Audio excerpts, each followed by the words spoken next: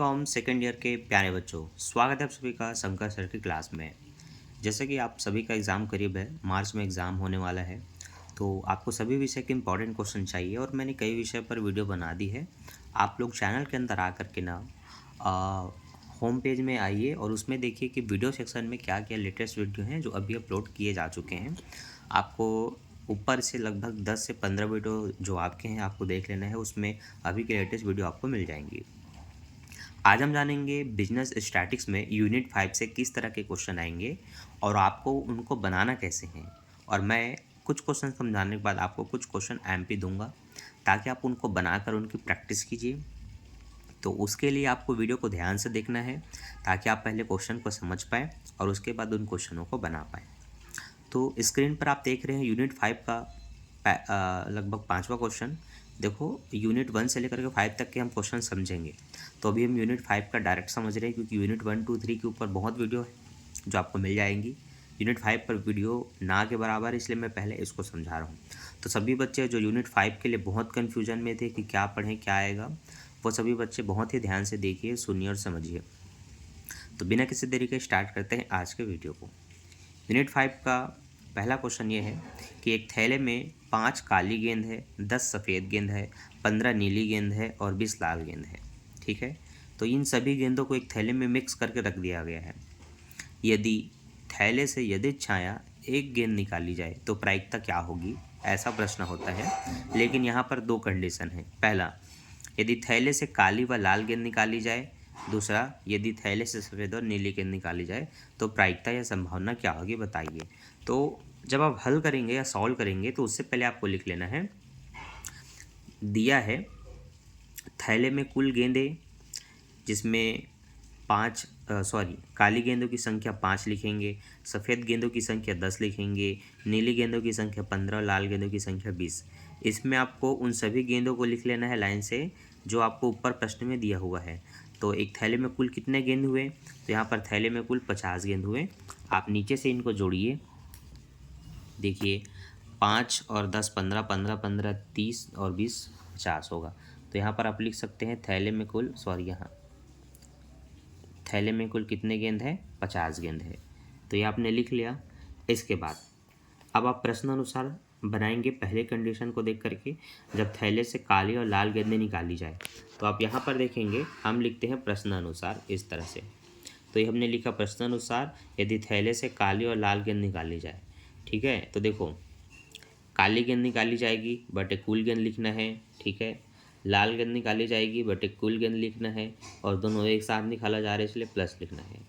काली गेंदों की संख्या 5 है तो आप 5 लिखेंगे, लाल गेंदों की संख्या 20 है तो आप 20 लिखेंगे, कुल गेंदों की संख्या कितनी है 50, तो बटे में आप दोनों में 50 लिखेंगे।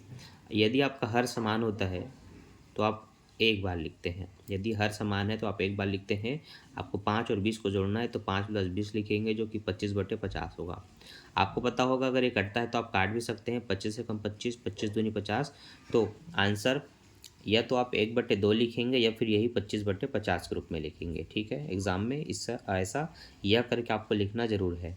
उसके बाद द्वितीय शर्त में बोला गया है सफ़ेद और नीली गेंद निकाली जाए। देखो सफ़ेद गेंदों की संख्या 10 है, नीली गेंदों की संख्या 15 है, कुल गेंदें 50 है तो दोनों में 50 लिखा।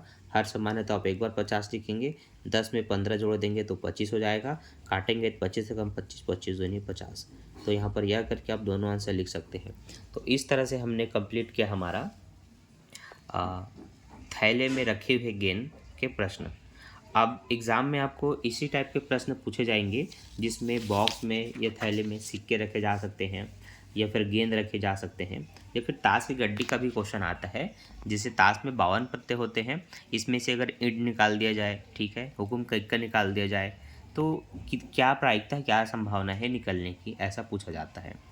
तो इसी क्वेश्चन के माध्यम से आपको इन दो क्वेश्चनों को बना करके देखना है। प्रश्न है आपके बनाने के लिए अभ्यास के प्रश्न। एक बॉक्स में 5 रुपये, 10 रुपये, 20 रुपये के क्रमशः 30, 20 और 50 सिक्के रखे गए हैं। यदि बॉक्स में 5 रुपये और 20 रुपये के सिक्के निकाले जाए तो संभावनाएं क्या होंगी। दूसरा प्रश्न, एक थैले में काले रंग की 6 बॉल, सफ़ेद रंग की 4 बॉल और हरे रंग की 8 बॉल और गुलाबी रंग की 2 बॉल रखी गई हैं। क्या संभावनाएं हैं यदि सफ़ेद, गुलाबी और काले गेंद एक साथ निकाले जाए, दूसरी कंडीशन में यदि हरे, गुलाबी और सफ़ेद रंग की बॉल एक साथ निकाली जाए। तो ये दोनों ही प्रश्न आपको बनाना है। ये यूनिट 5 का इंपॉर्टेंट प्रश्न है जो आपको मैंने समझाया और आपको बताया। गत वर्षों में आप IMP क्वेश्चन देखेंगे तो यही क्वेश्चन एग्जाम में पूछे गए थे। इसके साथ साथ और भी क्वेश्चन हैं, लेकिन इन सभी क्वेश्चन को बनाने का तरीका बस यही है जो आपने समझा। अब हम चलते हैं हमारी यूनिट 4 की ओर, पर वहाँ पर जाने से पहले मैं चाहूँगा अगर आपको यूनिट 5 का एक क्वेश्चन समझ में आ गया तो कमेंट में बताइए कि हाँ सर मुझे समझ में आ गया, नहीं आया तो नहीं आया बताइए, और वीडियो को लाइक ज़रूर कीजिए और अपने सभी दोस्तों में शेयर कीजिए। चले आते हैं यूनिट 4 की ओर। हाँ, तो अब हम यूनिट 4 में हैं।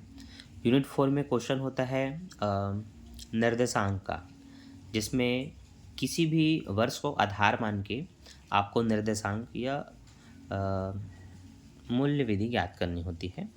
तो इसमें आप देख सकते हैं हम भारित औसत के क्वेश्चन बनाएंगे, क्योंकि ये ऐसे रेयर टॉपिक होते हैं जो कभी कभी एग्ज़ाम में पूछे जाते हैं, और इसलिए जो चीज़ें पूछे जा सकते हैं और बहुत रेयर है वो मैं आपको ज़रूर बताता हूँ, क्योंकि कॉमन चीज़ें तो बहुत ही सरल है, आप एक बार में सीख जाते हैं, पर जो चीज़ें कभी कभार पूछी जाती है वो भी आपको पता होना चाहिए। तो प्रश्न है, निम्नलिखित समंकों में भारित समूह रीति द्वारा 1990 को आधार मानकर 1995 वर्ष का मूल निर्देशांक ज्ञात कीजिए। इस प्रश्न में आपको कुछ वस्तुएं दी गई हैं, ए से लेकर ई तक। भार दिए गए हैं 40, 25, 5, 20, 10 का। भार मतलब वजन होता है, जिसको आप वेट भी कहते हैं। फिर आपको 1990 और 1995 का मूल्य दिया है। 1690 में है 16, 40 0.50 और यहाँ पर 5.12, 2.00। 95 का 20, 60 0 और 6 और ये पॉइंट में है। जब आप इसको सॉल्व करेंगे तो आपको केवल कॉलम बनाना होता है इनके लिए। तो आप सबसे पहले कॉलम बनाएंगे वस्तु का, फिर भार को आप W से, वेट से दर्शाएंगे। जिनको आधार मानना है उनको P0 से दर्शाते हैं, जिनका निकालना है उसको P1 से दर्शाना होता है। और आगे के 2 कॉलम कैसे बनेंगे वो हम अभी आपको समझाने वाले हैं। पहले तो आपको जो प्रश्न में दिया है उसके लिए आप 4 कॉलम बना के इनको लिख लेंगे। अब यहाँ पर 5वां जो कॉलम है वो P1 और W कहता है। P1 क्या है आपका 1995 और W क्या है आपका भार है। तो आपको 1995 के मूल्यों का भार से मल्टीप्लाई करना है। तो 40 और 20 का गुणा करेंगे तो 800 आ जाएगा। 25 छक्के 150 होता है, और एक जीरो और लगाएंगे तो 1500 हो जाएगा। 5 का गुणा 0.5 से करेंगे तो ये आपका 2.50 आ जाएगा। फिर 20 का 6 से करेंगे 125, फिर 10 का 1.5 से करेंगे तो 15। इसके बाद आपका P0W मतलब अब 1990 और भार का गुणा होगा 1990 के मूल्यों का और भार का, जिससे आपको ये वाला कॉलम मिल जाएगा। तो दोनों कॉलम आपको समझ में आएंगे। ये आपको प्रश्न में दिया था, आपने भार और 1995 का गुणा करके P1W निकाला, फिर आपने भार और 1990 के वैल्यू का मल्टीप्लाई करके आपने P0W निकाला। अब चूँकि 1995 के लिए हमें निर्देशांक ज्ञात करना है 90 को आधार मान करके, तो 1995 वाले का जो भी मूल्य आया होगा उस मूल्य को 1990 के जो मूल्य आए हैं उनसे भाग देना होते हैं कुल मूल्य से। तो आप लिखेंगे ये जो है P1W divided by sigma P0W into 100, multiply 100 से करना होता है क्योंकि ये परसेंटेज के रूप में होता है। ठीक है, इसलिए आप लिखेंगे 2442.50 के बट्टे में 1764.90 मल्टीप्लाई 100, फिर इनको डिवाइड करके 100 से मल्टीप्लाई करेंगे तो आपका आंसर आ जाएगा 138.3931। ये है आपका निर्देशांक के क्वेश्चन। तो इस तरह से आप देखेंगे कि आपके क्रियात्मक प्रश्नों में ना बुक में खास करके इस टाइप के बहुत सारे क्वेश्चन दिए गए हैं। ठीक है, जो कि आपको बना बना करके देखना है। अभी मैंने आपको एग्जाम्पल का तीसरा क्वेश्चन बताया है, बाकी आप इस टाइप के बहुत सारे क्वेश्चन देख सकते हैं जो यहाँ पर बने हुए हैं। इन क्वेश्चनों का आपको प्रैक्टिस करना है ताकि आपसे क्वेश्चन बन जाए और एग्ज़ाम में कोई भी क्वेश्चन ना छूटे।